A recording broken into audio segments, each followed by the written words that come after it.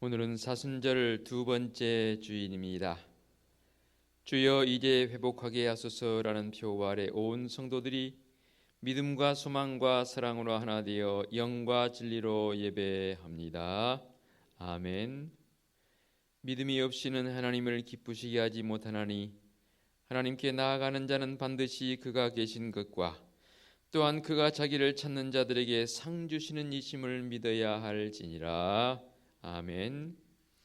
우주 만물을 창조하시며 인생의 생사화복을 주관하시는 하나님 아버지, 길고 추웠던 겨울이 다 지나가고 제법 따뜻한 온기가 느껴지는 이 봄날에 주님 앞에 나와 예배하게 하시니 감사합니다. 예배하는 이 시간 하나님의 말씀으로 은혜 받아서 저희들의 움츠렸던 심령도 이 봄날의 기운처럼 새롭게 하여 주옵시고, 거칠고 험한 세상에 살면서 지친 몸과 상한 마음 그대로 가지고 나왔사오니 주님의 그 성령의 따뜻한 온기로 온전히 녹여 주옵소서. 정성을 다하여 드리는 찬송과 경배와 예물을 기쁨으로 받아 주옵시고 예배하신 은혜를 충만하게 내려 주옵소서. 예수님의 이름으로 기원하옵나이다. 아멘. 참여의 기도 시간입니다. 다 같이 침묵으로 일주일의 삶을 돌아보며 참여의 기도로 나아갑니다. 기도하겠습니다.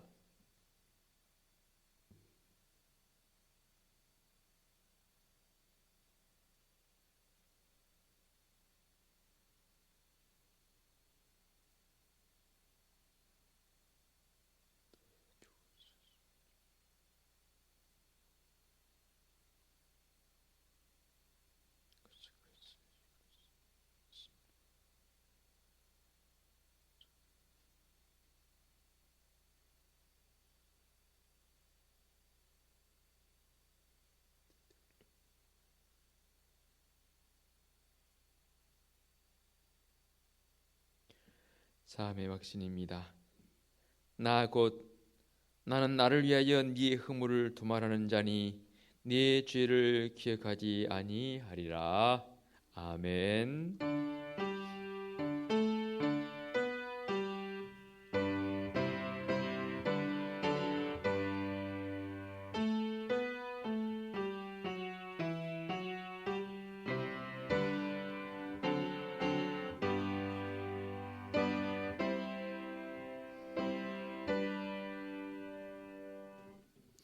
다 같이 자리에서 일어나셔서 찬송가 617장 1절을 부르며 경배와 찬양합니다.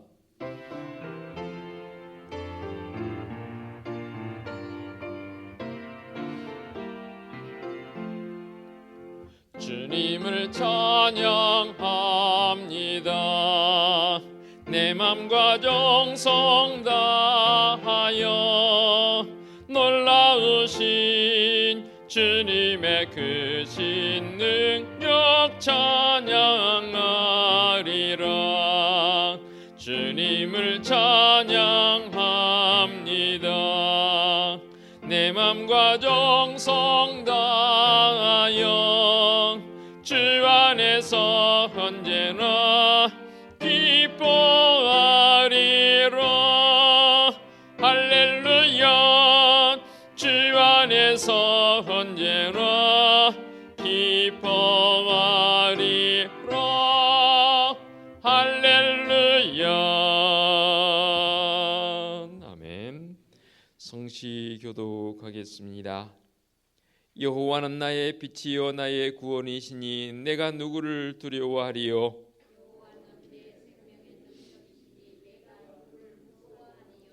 군대가 나를 대적하여 진칠지라도 내 마음이 두렵지 아니하며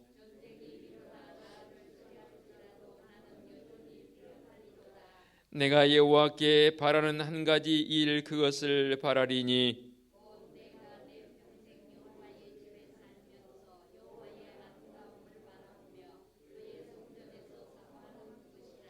여호와여 내가 소리내어 부르짖을 때에 들으소서. 또한 나를 긍휼히 여기사 응답하소서.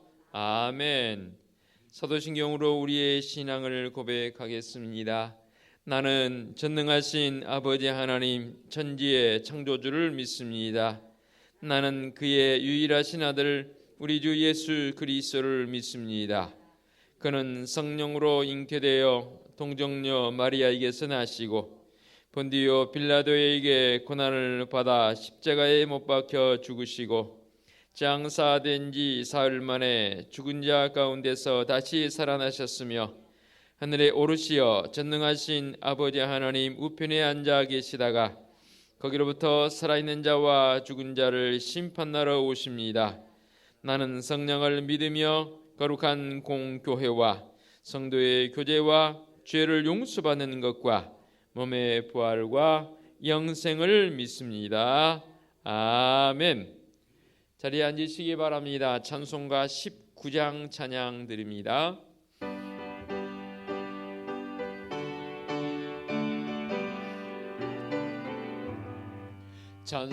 찬송하는 소리 있어 사람 기뻐하도다. 하늘 아버지의 이름 거룩거룩하도다. 세상 사람 찬양하자. 거룩하신 하나님께 할렐루야 할렐루야 할렐루야 아멘.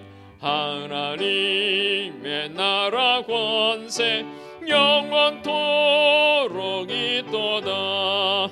하나님의 영광 나라 거룩거룩하도다.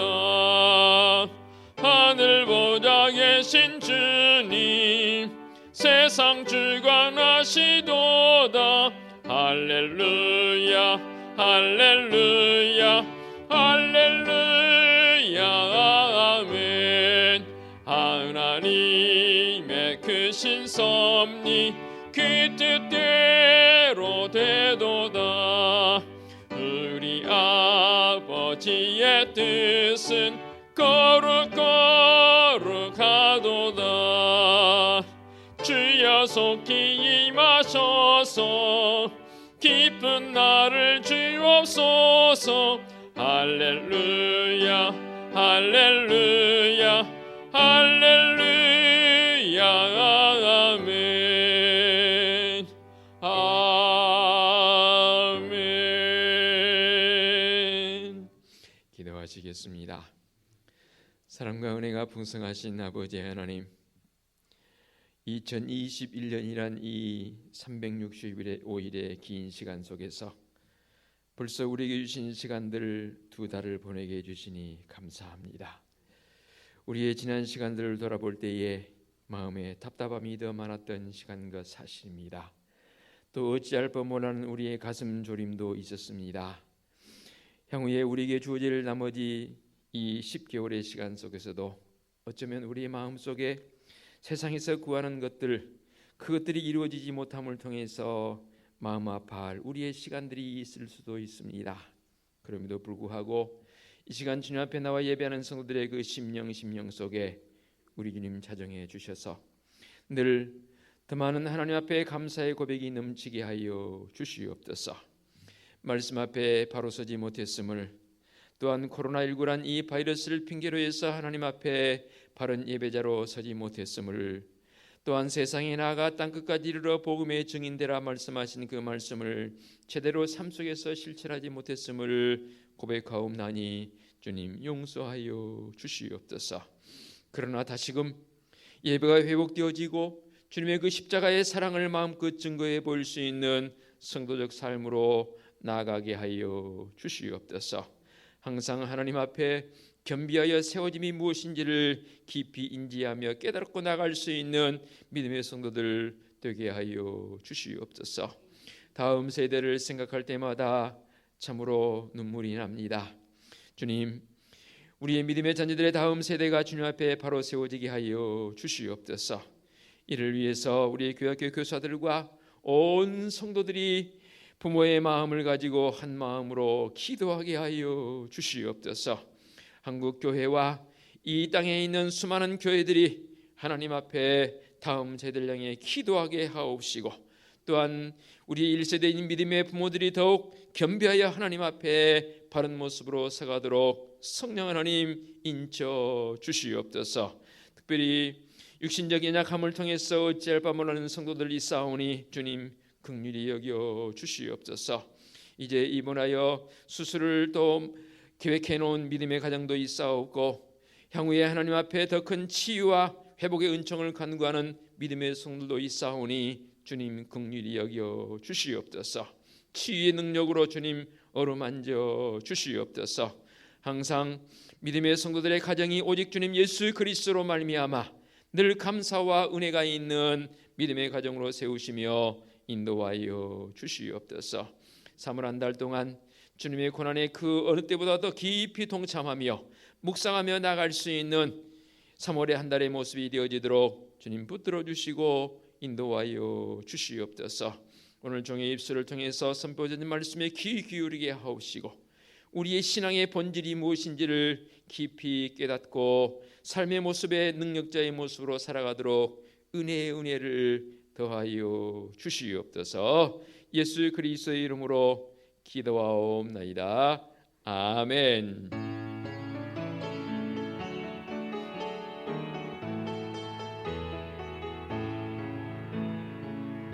하늘에 계신 우리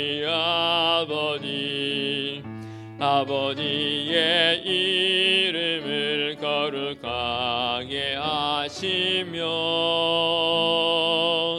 아버지의 나라가 오게 하시며 아버지의 뜻이 하늘에서와 같이 땅에서도 이루어지게 하소서. 오늘 우리에게 일용할 양식을 주시고 우리가 우리에게 잘못한 사람을 용서하여 준 것 같이 우리 죄를 용서하여 주시고 우리를 시험에 빠지지 않게 하시고 악에서 구하소서. 나라와 권능과 영광이 영원히 아버지의 것입니다.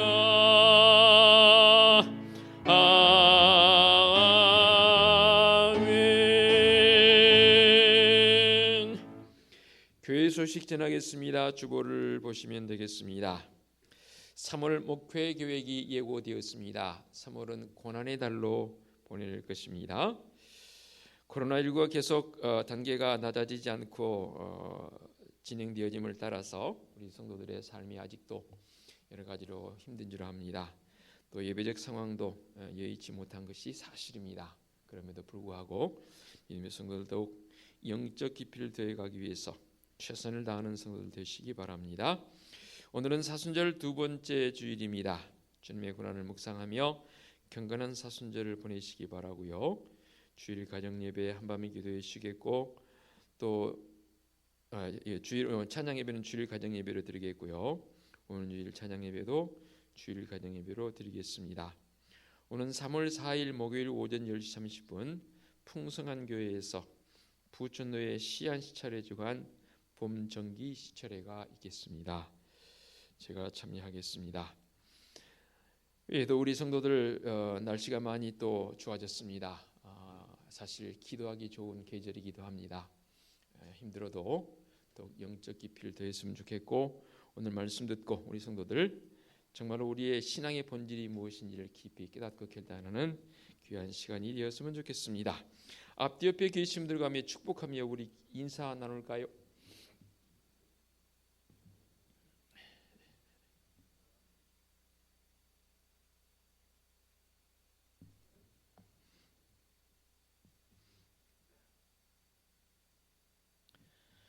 특별히 우리 이진수 집사님 오늘쯤 병원에 입원해서 3월 2일경에 수술을 또 계획하고 있습니다.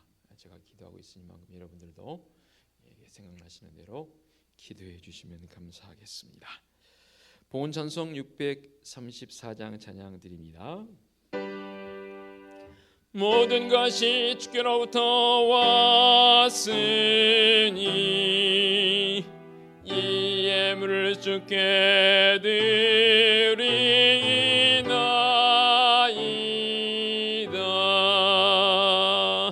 아멘.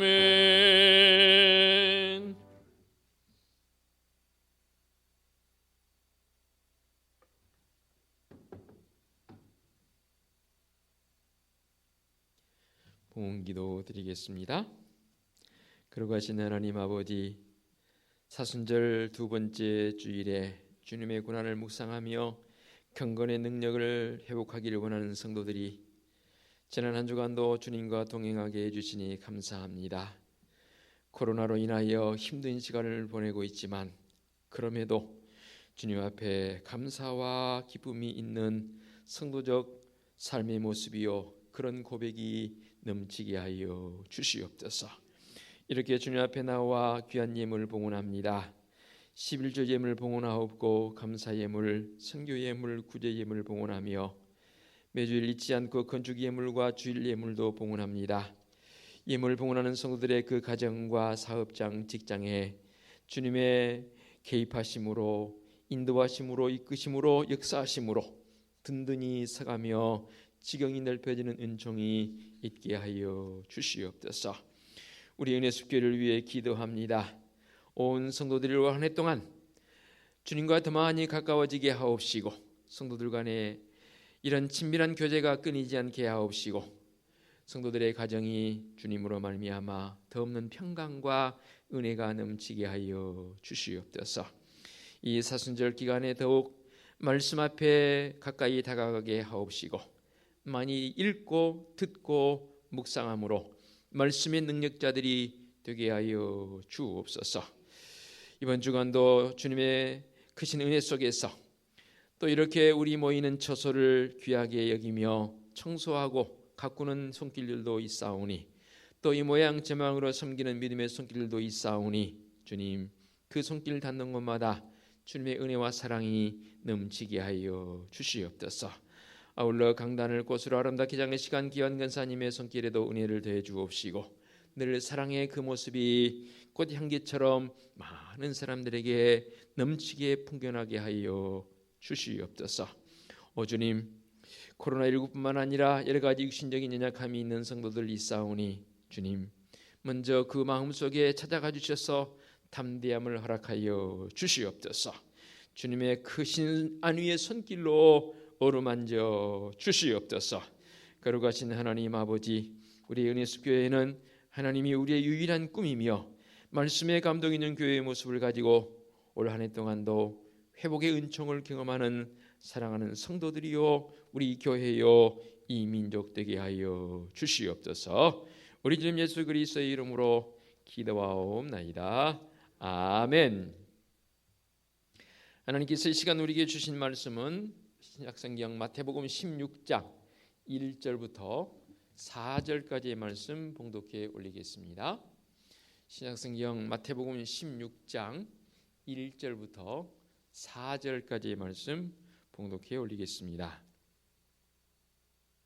바리새인과 사두개인들이 와서 예수를 시험하여 하늘로부터 오는 표적 보이기를 청하니, 예수께서 대답하여 이르시되 너희가 저녁에 하늘이 붉으면 날이 좋겠다 하고 아침에 하늘이 붉고 흐리면 오늘은 날이 굳겠다 하나니, 너희가 날씨는 분별할 줄 알면서 시대의 표적은 분별할 수 없느냐? 악하고 음란한 세대가 표적을 구하나 요나의 표적밖에는 보여줄 표적이 없느니라 하시고 그들을 떠나가시니라. 아멘.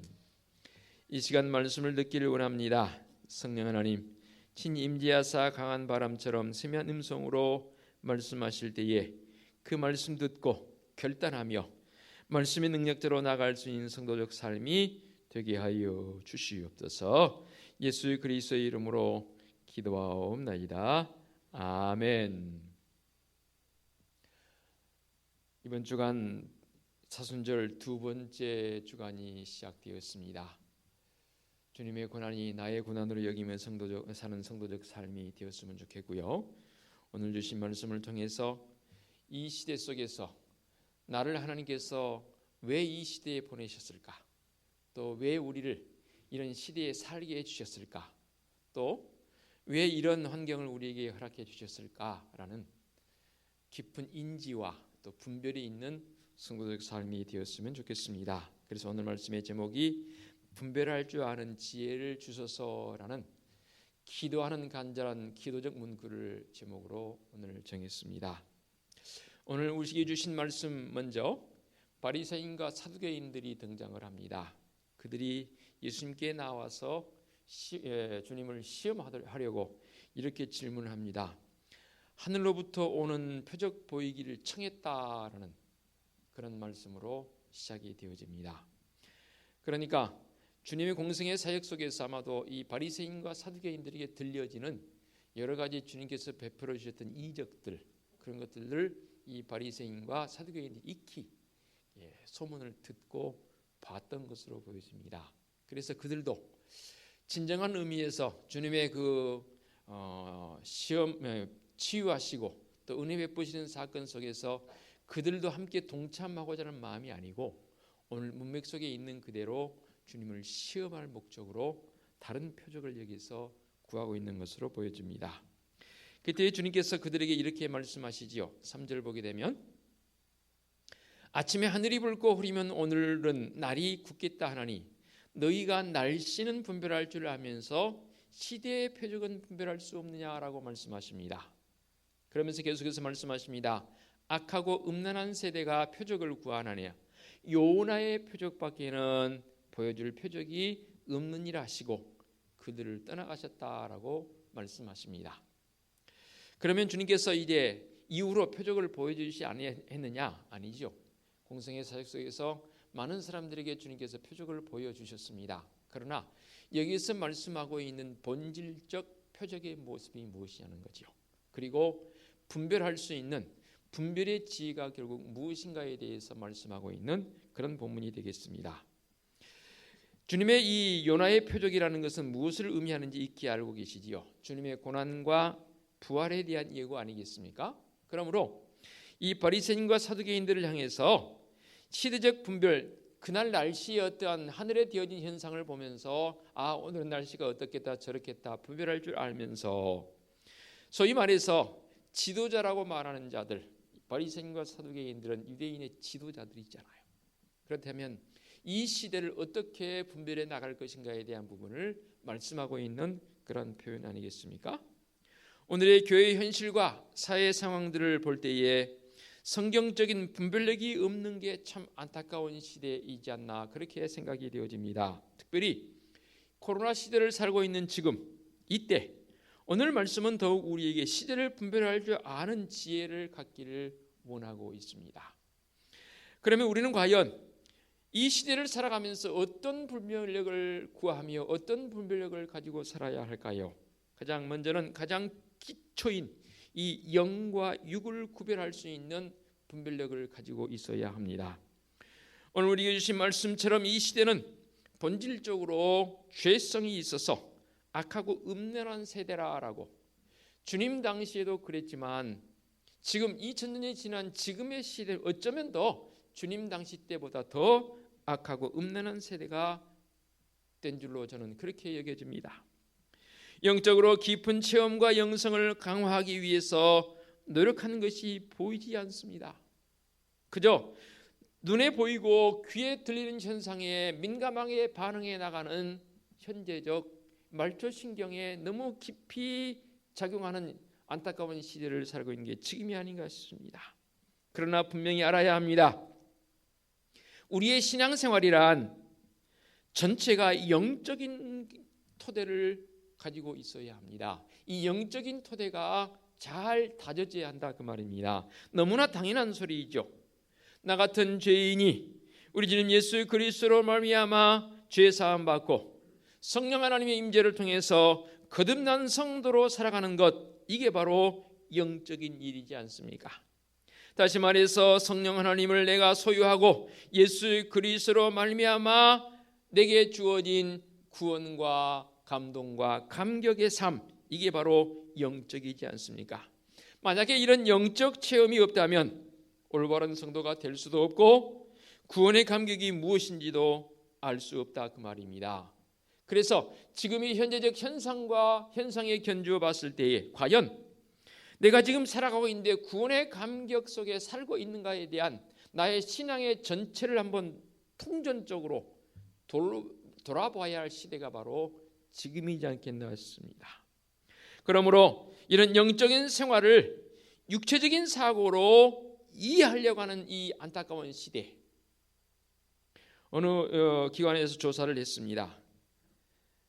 10대, 20대, 30대, 40대, 50대, 60대, 70대까지 이 10단위로 끊어서 연령층을 조사를 해서 신앙에 대한 부분을 조사를 했는데 가장 부정적인 반응을 가진 세대가 어떤 세대인지 아십니까? 30대입니다. 30대 물론 생활적인 여건도 힘들죠. 이 30대의 연령층에서 가장 신앙적인 부정적인 사고를 가지고 있습니다. 그나마 그래도 50대 이상은 신앙의 순성이 굉장히 많이 남아 있습니다. 10대, 20대는 아직 어리니까 그렇다죠. 성숙의 과정으로 가고 있는 30대 연령층에서 가장 부정적인 신앙을 모습을 가지고 있다라는 조사를 보았습니다. 영적인 사고와 분별력 이것을 가진다는 것은 말 그대로 신비함입니다.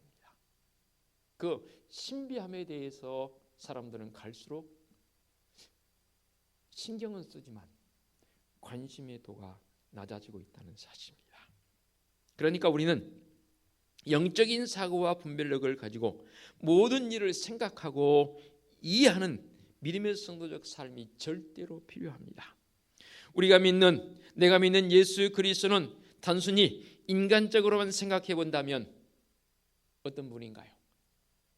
남다르게 말구 위에서 태어나셨고 목수의 아들로서 평범한 삶을 살으셨고 너무나도 허망하게 반항 한번 못 해보고 십자가에 못 박혀 그저 운명을 달리했던 인간적 존재의 모습, 세상 사람들은 그 이상도 그 이하도 생각지 않습니다.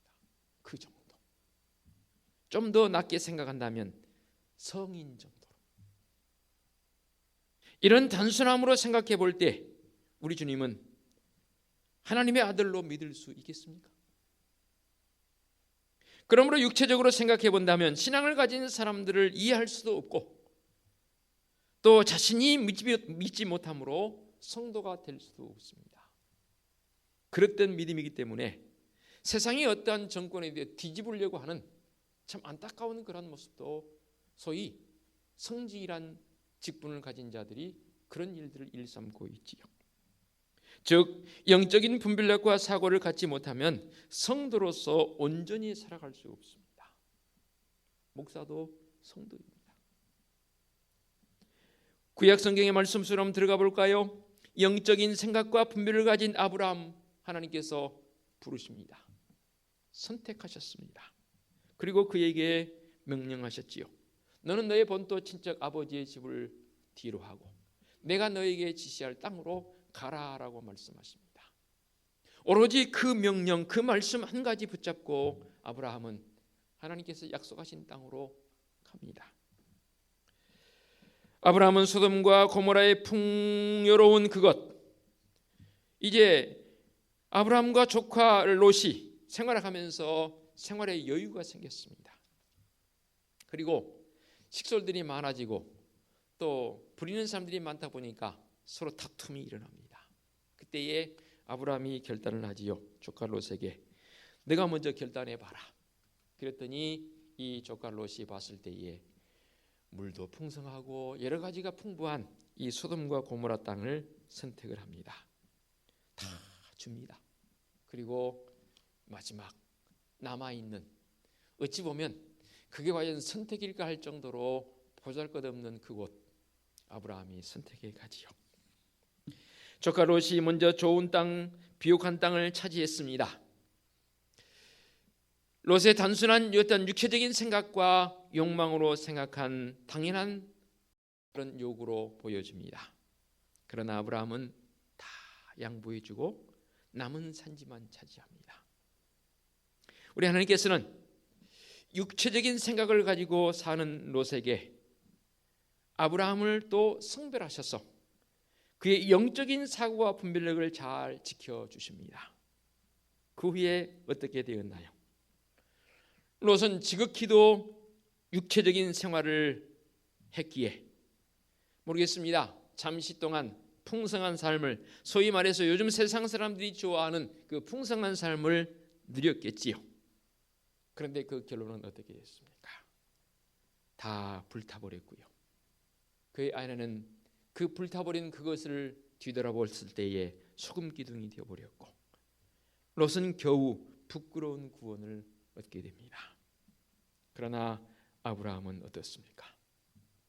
눈에 보이고 귀에 들리는 것에 연연하지 않던 아브라함, 눈에 보이지 않지만 하나님의 이끄심을 경험했던 그 아브라함, 복의 통로가 되어지는, 지금도 우리의 믿음의 조상으로 여겨지는 놀라운 은총 속에 살았던 믿음의 사람입니다.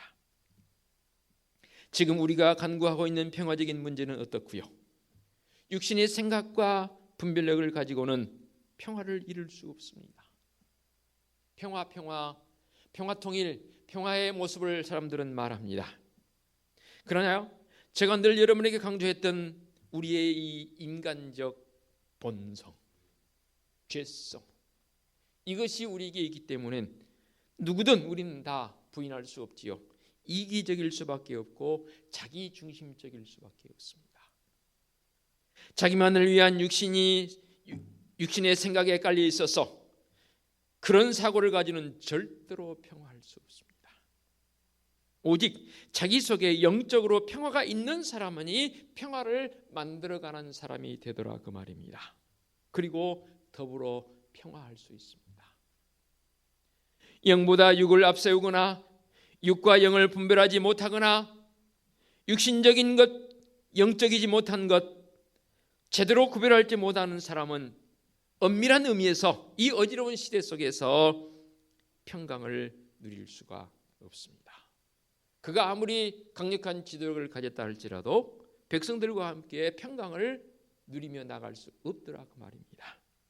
그러나 비록 내가 지도자가 아닐지라도, 작은 나의 존재적 한 사람에 불과할지라도 내 안에 예수 그리스도를 통한 주님 주신 은혜와 평강의 모습이 영적 깊이가 무엇인지를 아는 존재적 모습으로 살아간다면 그 평강은 그 사람으로 말미암아, 나라는 존재의 한 사람으로 말미암아부터 시작되어지더라, 그 말입니다.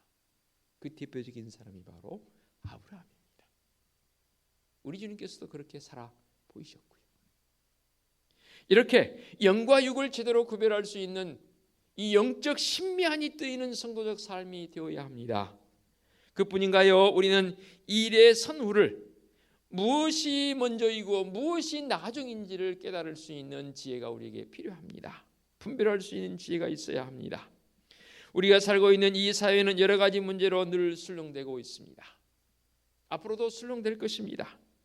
본래의 사회의 구성원인 우리 한 개개인의 모습, 또 개개인이 구성되어 있는 가정이 모여서 이 사회를 구성하고 있습니다. 그런데 인간이 죄 가운데 있고 그 결과로 우리 인간은 조금 전에 말씀드렸습니다. 이기적일 수밖에 없고 자기중심적일 수밖에 없는 우리 인간 존재의 모습. 그래서 우리가 사는 이 사회는 항상 갈등과 알력과 불안과 공포와 충돌이 있을 수밖에 없습니다.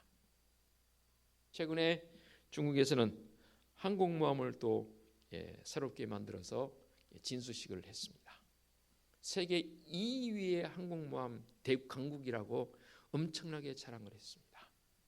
저는 미국이 1등인 줄 알았더니 영국이 1등이더라고요. 항공모함을 가지고 있는 그 해군 군사력은요. 왜 그럴까요? 왜 그렇게 군비를 강화시켜서 그들 나름대로는 그렇게 강한 힘을 가지고 있으면 된다라고 여기기 때문 아니겠습니까? 이런 여러 가지 복잡한 문제들 속에서 과연 오늘 우리에게 주신 이 말씀 속에서 이 시대를 분별해 갈 수 있는 말씀의 원칙에 근거해서 살아갈 수 있는 성도적 삶이 우리에게 필요한데, 이러한 일들을 해결하기 위해서는 성경적 원칙은 과연 뭐냐는 거죠. 말씀에서 의미하고 있는 원칙이 무엇이기에 오늘 이 복잡한 시대 속에서 우리의 중심을 어떻게 잡아야 하냐 그 말입니다. 여기에 먼저 해야 할 일과 나중 할 일이 있습니다. 물론 세상적인 일도 먼저 할 일이 있고 나중 할 일이 있지요. 그러나 말씀에 근거해 봤을 때 우리 인간이 가지고 있는 본질적 우리의 사고 속에서 과연 먼저 해야 할 일이 무엇입니까? 그것은 바로 하나님과의 관계 형성입니다. 올바르게 하나님과의 관계가 되어지지 않은데 그 다음 될 수가 없죠. 최근에 제가 말씀드렸지 않습니까? 한 율법사가 주님께 나와서 주님을 시험하려고 주님께 큰 계명이 무엇입니까? 물었습니다. 먼저 주님께서 말씀하시지 않습니까? 성경에 뭐라고 기록이 되었더냐? 이 율법사는 너무나 잘 알고 있습니다. 마음 다하고 뜻을 다하고 힘을 다해 하나님을 사랑하라는 거, 그래, 네 잘 알고 있다. 너 그렇게 한번 살아봐라. 아, 이제 이미 하고 있거든요. 그런데 정작 그가 살고 있는 삶의 모습 속에서 이웃 사랑에 대한 부분은 사실 실천되지 않고 있었거든요. 그렇습니다. 마음을 다해서 하나님 사랑하는 것, 하나님 사랑함이 제일 큰 계명이라고 했습니다. 그리고 네 이웃을 네 몸과 같이 사랑하라 말씀하십니다. 우리들은 인간관계가 언제나 첫 번째인 줄로 여기는 사람들을 세상 사람들의 기준에 알고는 있는데 그 기준에 따라가고 있는 우리의 삶이더라고 말입니다. 어떤가요? 그래도 우리는 최소한 믿음의 사람이니까 하나님의 사랑함이 먼저라고는 알고는 있어요.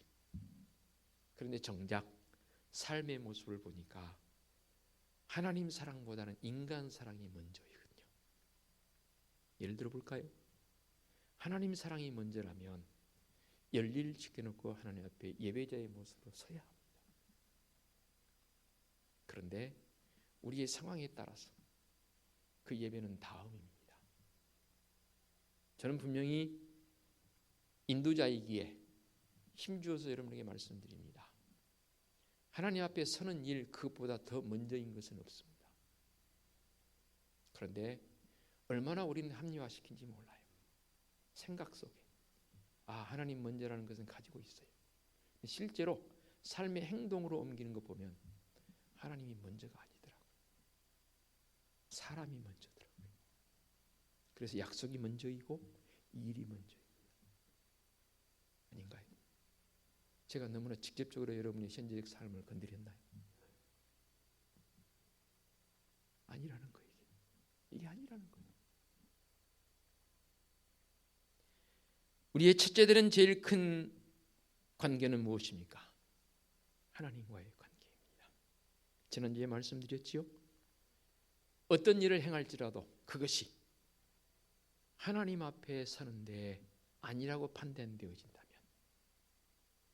하나님의 영광을 드리는 것이 아니라고 판단되어진다면 그것을 과감하게 정리할 수 있는 사람, 이게 바로 믿음의 사람이라는 거예요. 우리는 이 일의 선후 관계를 분별하지 못하고 있을 뿐만 아니라 선후를 바꿔버리는 경우도 있다 그 말입니다. 심지어는 아무리 의식주 같은 심각하고 현실적인 문제일지라도 그 생활은 제2차적인 것 아니겠습니까? 먼저 구해야 할 것은 하나님의 나라와 의라라고 분명히 주님 말씀하십니다. 제 말이 아니고요. 너희는 먼저 그의 나라와 그의 의를 구하라고 했습니다. 그의 나라와 의를 구한다는 것은 무엇입니까? 하나님의 나라를 구한다는 것은 내 마음속에 하나님을 품고 산다는 겁니다. 의를 구한다는 게 뭐라고요? 의가 뭐라고요? 하나님 마음에 들어하는 것. 내 삶의 모습이 정말로 하나님의 마음에 든 것인가? 하나님 마음에 합당한 것인가? 그 고민 여러분 얼마나 하고 살아가십니까? 그저 육체적 본능에 충실한 나의 모습은 아닙니까? 정말로 내가 하나님의 나라와 의를 구하는 자의 모습 맞습니까? 교회인 우리가, 하나님의 자녀인 우리가 제일 먼저 해야 할 일은 무엇을 먹을까, 무엇을 마실까 전에 하나님의 다스림을 받는 그의 나라와 그의 의를 구하는 그것이 먼저여야 되는 것 아니겠습니까? 다시 말씀드리면 이 세상의 여러 가지 복잡한 상황의 문제 그 자체의 시간과 정력을 소비하기 전에 그 상황 속에서 그의 나라와 그의 의를 구하는 참된 그리스도의 모습이 내게 있어야 한다, 그 말입니다. 오늘 우리의 삶이 혼란스럽고 어지럽게 되어진 이유가 무엇인가요? 중대한 원칙을 잃어버렸기 때문입니다. 무엇을 먼저 해야 하고 무엇을 바르게 해야 할지를 우리가 제대로 인지하지 못하기 때문입니다. 이 시간 우리는 이 일의 선호를, 관계를 분명히 해야 합니다. 무엇이 가장 내가 먼저 해야 할 일인가? 지난 주간에 목요일 날 세계 선교협에서 주관하는 선교 대회를 제가 참여하고 왔습니다. 대전까지 다녀왔는데요. 3번의 강의가 있었는데 그 3번의 강의 속에서 강사분들이 이구동성으로 강조하는 포인트가 있어서 여러분에게 소개하려고 합니다. 우리에게 있어서 예배가 하나님 앞에 바로 드려지지 못함, 가장 안타까운 현실 맞습니다. 그렇죠? 새벽 기도 때도 말씀드렸습니다. 영상으로 드린 예배, 사실은 이게 임시 방편인데 이것이 우리의 일상 속에 자리 잡아 버릴까 봐 그러잖아요. 앞으로도 이제 독감 좀 유행한다 치면 그럴 거 아니에요. 목사님 저 영상으로 예배 드릴게요. 좀 쉴게요. 그럴 거 아닙니까? 그렇게 되지 말라는 법이 있을 것 같아요. 우리 아이들과 뭐 약속이 좀 있는데 오늘 영상 목사님 좀 양해해 주세요. 제가 양해할 일은 아니죠, 사실은. 그렇죠? 그렇게 되지 말라는 법이 있을 것 같아요. 여차하면 영상으로 예배드립니다. 두고 보십시오. 그런데 그게 더 중요한 게 아니라고 말이에요. 그것보다 본질적인 요소는 결국 선교적 마인드의 상실입니다. 선교라니까 너무 거창합니까? 내가 이 땅에 나아가서 주님의 은혜와 사랑을 증거하는 증거자적 삶이 우리의 삶 속에 사라져 버려가고 있다, 그 말입니다. 이제 복음 전하지 않아도 뭐 시대가 이런데 전도자장 들고 나가지 않아도 이제는 용납되어지고 제 스스로가 코로나 시대에 교회에 대한 반응들이 부정적인데 이에 나가서 전하면 뭐해? 그냥 좋아지길 기다리지 뭐 라는 아니한 이 복음의 정체성으로만 끝나면 좋겠습니다. 복음의 퇴보성. 조금 전에 30대 예를 들었죠. 그 속에 나온 통계 가운데 30대 10명 가운데 9명은 믿음에 대한 부분이 생각이 없다는 거예요. 그래도 그나마 50대 60대 이상은 믿음의 그 모습이 10명 중에 5, 6가지는 된다는 거예요. 그런데 30대는 이 믿음에 대한 관심도가 9명이 없습니다. 9명. 저는 이 통계를 보고 가슴이 아팠습니다.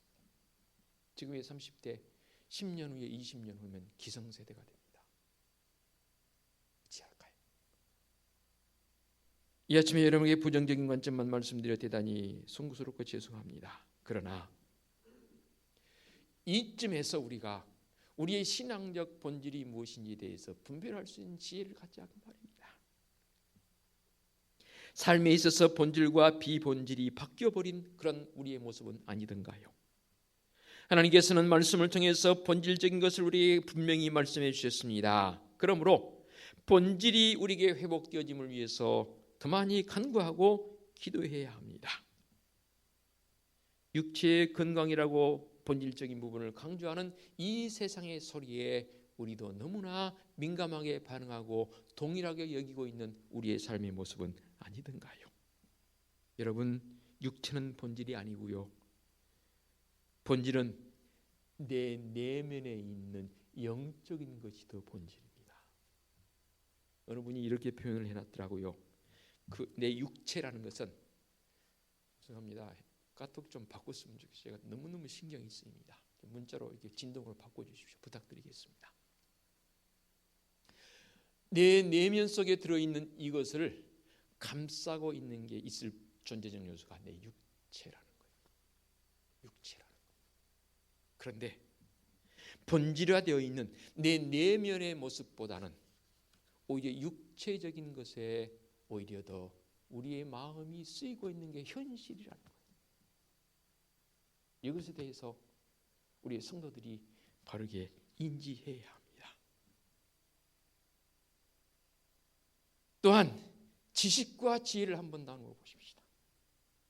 무엇이 본질인가요? 지식이 본질인가요? 지혜가 본질인가요? 이렇게 알고 계시지요? 지식이 본질이야 합니다.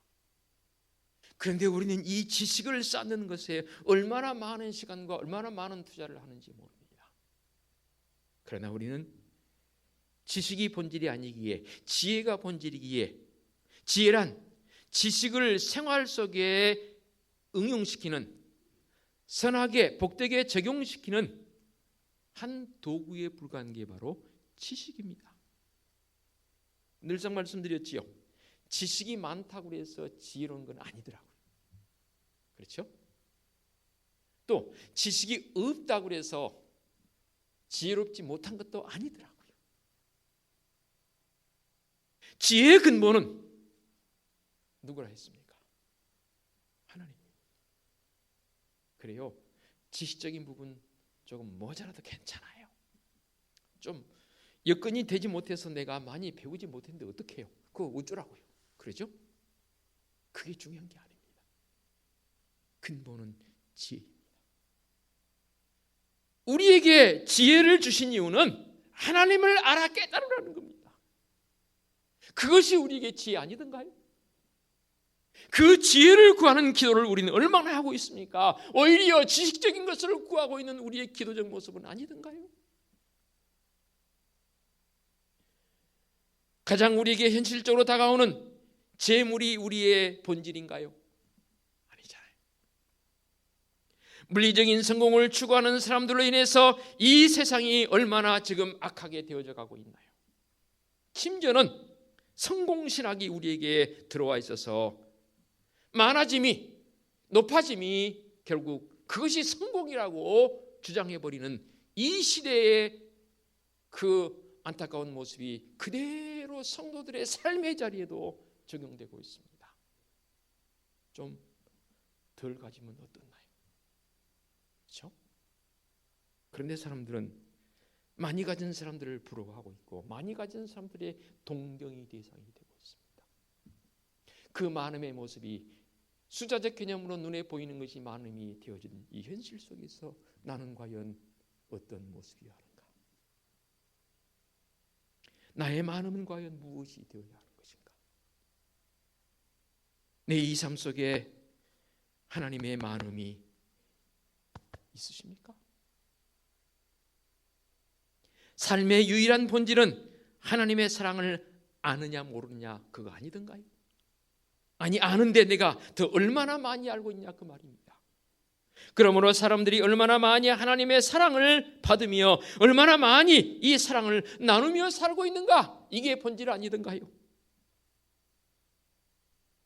우리 인간은 하나님의 사랑이 없으면 거칠어지고 삭막해지고 그 삶이 시들어가고 고갈되어진다는 사실을 우리가 잃어버리면 안 됩니다. 우리의 삶 속에서 하나님의 사랑이 없으면 삶의 의미를 완전히 상실해버리는 것이고 하나님의 사랑을 먹지 못하면 살아있지만 그 사람은 죽은 사람이라는 사실. 우리가 복되게 살려면 하나님의 사랑을 통해서만 가능하다는 겁니다. 인간이 산다는 것은 사랑한다는 뜻이며 사랑하지 않는다는 것은 절대로 제대로 살고 있지 않다는 그 증거 아니던가요? 그러므로 말씀을 통해서 하나님께서 우리에게 주신 우리의 마음과 목숨과 뜻을 다해서 하나님 사랑하고 내 몸을 사랑함처럼 이웃을 사랑하는 것, 우리가 진정으로 사랑할 만한 것은 무엇인가요? 말씀 한번 다시 정리해 보십시다. 우리가 사랑할 만한 것 어떤 재물인가요? 사람이 먼저인가요? 결코 그것이 될 수 없습니다. 그렇다면 이제 마음을 다해서 뜻을 다해서 온 힘을 다해서 하나님 사랑하는 사람들이라면 하나님 사랑으로 남을 용서할 수 있습니까? 주님의 위로하심으로 쓰라린 과거를 잊어버릴 수 있습니까? 이제 하나님의 사랑이 있으니 좋아 됐어 라고 자신 있게 말할 수 있습니까? 이렇게 할 수 있다면 이 사람은 하나님의 사랑으로 자신의 삶을 더 신비롭고 감미롭고 경이롭고 감탄하며 살아가는 성도가 되는 줄로 믿습니다. 다시 한번 강조합니다. 내 삶이, 하나님께서 내게 주신 이 삶이 정말로 여러분 신비롭게 느껴지십니까? 하나님께서 내게 주신 이 삶의 여정이 정말로 여러분 감미롭습니까? 하나님께서 내게 베풀어 주신 이 삶이 내게 경이롭게 다가오십니까? 내가 순간순간 날마다 하나님께 주신 은혜의 삶 속에 감탄하며 살아가고 있습니까? 감동하며 살아가고 있습니까? 그렇다면 감사할 일입니다. 그러나 아니라면 그만이 하나님 앞에 꿇어 은혜를 구하십시다. 사두개인과 바리새인들이 주님 앞에 나와서 표적을 구합니다. 그랬더니 주님 말씀하십니다. 표적은 무슨 표적이냐? 나는 너희에게 요나의 표적밖에는 보여줄 게 없다라고 말씀합니다. 심지어 주님 그들을 향해서 악하고 음란한 세대라고 말하고 있습니다. 거듭 말씀드립니다. 요나의 표적이 무엇이든가요? 하나님의 사랑을 구체적으로 이 땅에 실현하기 위해서 주님께서 담당해야 할 십자가의 고통 아니던가요? 시대의 표적을 요구하는 자들에게 주님께서는 이 십자가의 사랑의 표적밖에는 보여줄 게 없다라고 말씀하십니다. 그 표적을 우리는 본 자들로, 경험한 자들로 그렇게 살아가시기를 정말로 간곡한 마음으로 부탁드리겠습니다.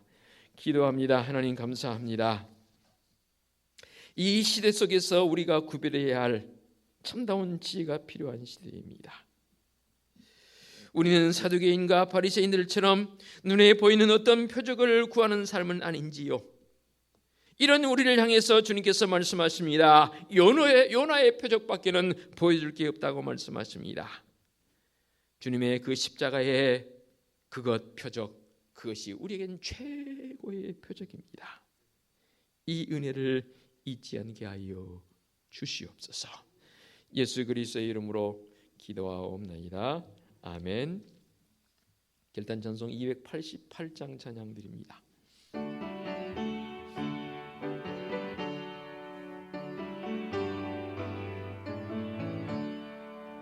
예수를 나의 구주 삼고 성령과 피로써 거듭나니 이 세상에선 내 영혼이 하늘의 영광 누리도다. 이것이 나의 간증이요 이것이 나의 찬송일세. 나 사는 동안 끊임없이 그 주를 찬송하리로다. 온전히 주께 맡긴 내 영 사랑의 음성을 듣는 중에 천사들 왕래하는 것과 하늘의 영광 보리로다. 이것이 나의 간증이요 이것이 나의 찬송일세. 나 사는 동안 끊임없이 그 주를 찬송하리로다. 주 안에 기쁨 누림으로 마음의 풍랑이 잔잔하니 세상과 나는 간 곳 없고 구속한 주만 보이도다. 이것이 나의 간증이요 이것이 나의 찬송일세. 나 사는 동안 끊임없이 주를 찬송하리로다. 아멘. 오늘의 위탁의 말씀입니다. 아침에 하늘이 붉고 흐리면 오늘은 날이 굳겠다 하나니 너희가 날씨는 분별할 줄 알면서 시대의 표적은 분별할 수 없느냐. 아멘.